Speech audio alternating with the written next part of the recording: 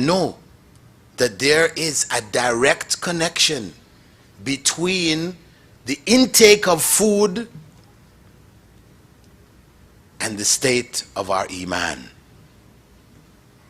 We might think that that's something physical. Eemaan is spiritual, different, no connection. No.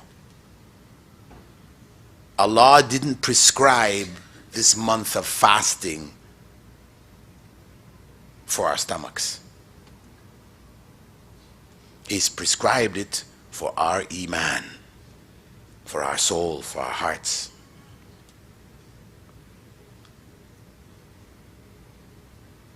And if we are not able to do this, then a key element of Ramadan remains missing for us. That key element is hunger.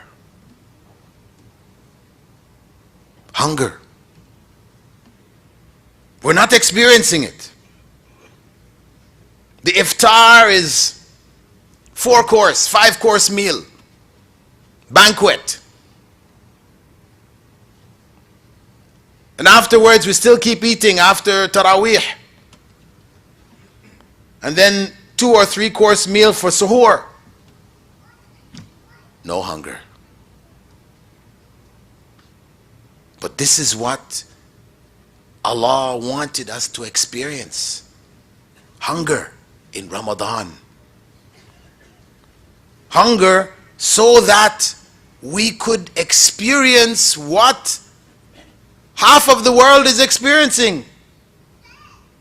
We can share in their experience, that we can better appreciate the trials that they're going through. And that would then cause us to be more charitable. Love.